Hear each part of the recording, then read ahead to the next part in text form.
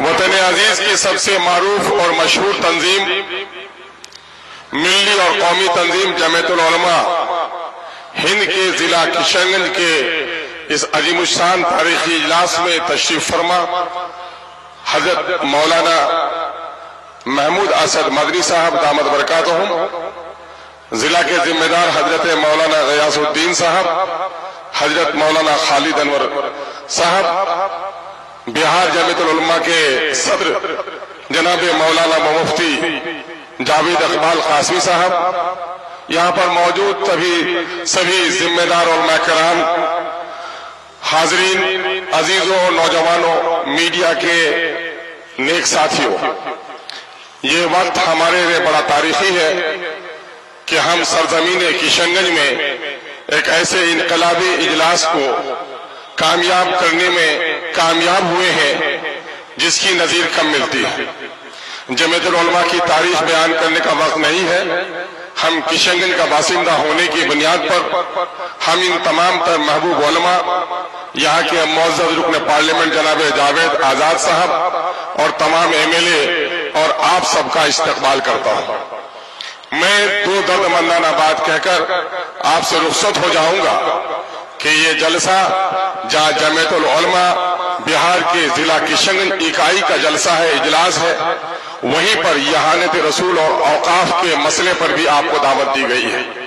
यकीनन है कि जमीयतुल उलमा हिंद ने तहरीक आजादी हो, मुल्क और मिल्लत के मसाइल हो, शरीयत पर हमला हो, फिरका वाराना फसादात हो, मजलूमों की दादरसी हो, इसमें उसने नुमाया नुमाया अंजाम दिया है। हम इसके लिए जमीयत के तमाम तर जिम्मेदारान को मुबारकबाद देते हैं। इस वक्त हर मोमिन जो अल्लाह पर, अल्लाह के रसूल पर यकीन रखता है, ईमान रखता है, उस ईमान की शान ही ये है कि वो अपने जान, अपने माल और अपनी जान से भी ज्यादा रसूलुल्लाह के जात से मोहब्बत करता है और रसूलुल्लाह की यहानत करने वालों से लड़ने के लिए अपनी गर्दन कटा देने में भी हमारा शराबी और जुआरी मुसलमान भी पीछे नहीं रह सकता।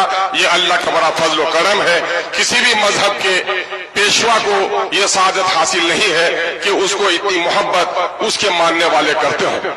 हम नबी मुकर्रम सल्लल्लाहु अलैहि वसल्लम की यहानत करने वालों की मुजम्मत करते हैं और एक बात मिल्लत से अर्ज करना चाहते हैं। शेर की तस्वीर को बच्चा फाड़ देता है, बिल्ली को देखकर चीखते हुए माँ के आगोश में चले जाता है। यकीनन है वो मरदूद है, वो मगजूब है जो नबी की शान के खिलाफ बात करता है। लेकिन मुसलमानों, आज हमारा हाल क्या है? हम अपनी शादियों में रसूलुल्लाह की सुन्नतों को तोड़ रहे हैं। मामलात में हमारे यहाँ बहनों के तरके से हम बहनों को महरूम कर रहे हैं। आज मुसलमानों की 70% आबादी का यह इलाका है और हमारी यहाँ सियासी एतबार से इतने बेवजन हम होकर रह गए हैं कि आज इस वक्त RSS के लोग इसको यूटी बनाने की कोशिश कर रहे हैं। हमें अपनी सियासी खोई हुई अजमत को भी तलाश करनी पड़ेगी।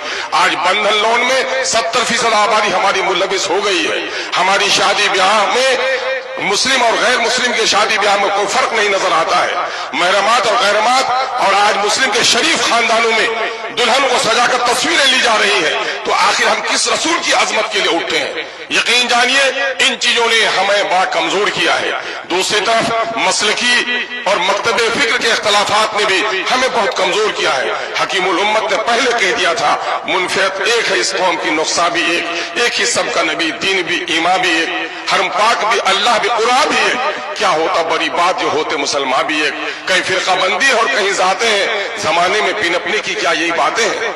अशार मुझे सेहत के साथ याद नहीं है, लेकिन मैं आपको बताना चाहता हूं कि इस वक्त इन फिरका बंदियों ने भी हमें कमजोर किया है। सियासी बेवजनी ने हमें इस मुल्क में इज्जत और वकार से जीने का हक भी छीन लिया है। आज हमारे दीनदारों की दाढ़ियां नोची जा रही है, टोपियां उछाली जा रही है, बेटियों के नकाब फाड़े जा रहे हैं, मस्जिदों के तहखाने में आज मूर्तियों की तलाशी हो रही है। इसकी सबसे बड़ी वजह है कि हम इस मुल्क के आजाद कराने में हमारे सुलह और हमारे बुजुर्गों ने जो कुर्बानियां दी है, इस मुल्क की आजादी में हम वो नुमाया रोल अदा नहीं कर पा रहे हैं।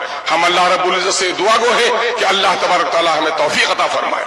दूसरी तरफ औकात की इतनी बड़ी मिल्कियत कि अगर औकात की जायदाद की सही आमदनी का इस्तेमाल किया जाए तो मुसलमानों की दर्जनों नहीं बल्कि सैकड़ों मेडिकल कॉलेजेस चल सकते हैं, सैकड़ों इंजीनियरिंग कॉलेजेस चल सकते हैं, फलाही काम हो सकते हैं। यकीनन है कि मोदी हुकूमत इस वक्त हमारी औकाफ की जायदाद, जो हमारे बाप दादा की दी हुई जायदाद है, किसी के बाप की जायदाद नहीं है, वो गरीबों के लिए, यतीमों के लिए, बेसहारा लोगों के लिए, मिस्किनों के लिए सारे की एक चीज है। नबी करीम सल्लल्लाहु अलैहि वसल्लम ने मस्जिद नबी तामीर करी तो उस जमीन को वक्फ किया। औकाफ का सिलसिला हजरत उमर फारूक रजी अल्लाह तआला के जमाने में के काफी आगे बढ़ा है, और उस औकाफ के मामले में आज हुकूमत की बहुत ही नापाक नजरें हम पर उठ रही है।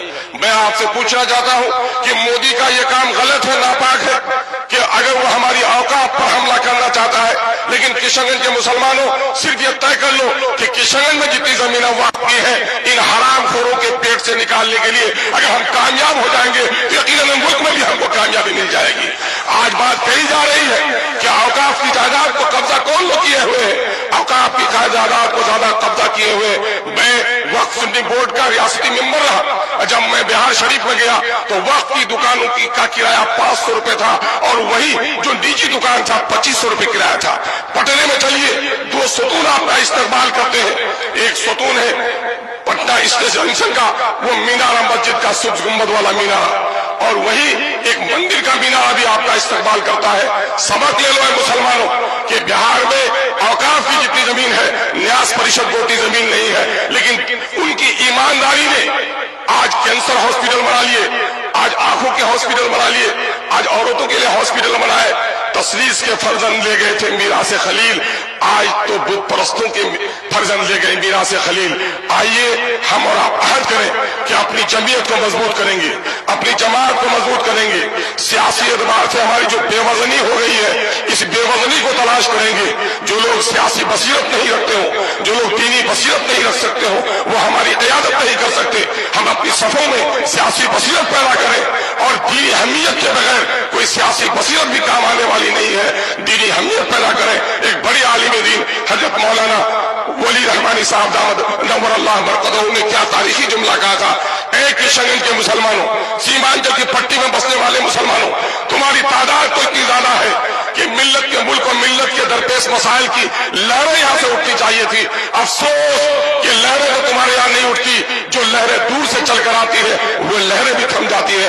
अल्हम्दुलिल्लाह यहाँ के मिल्लत के गयूर हमारे उलमा ने अब इस सबक को दोहराया है कि इंशाअल्लाह अज़ीज़ सीमांचल की पट्टी से मिल्लत के मसाइल की हर आवाज बुलंद होगी, और इंशाअल्लाह उसकी लहरें दूर तक जाएंगी।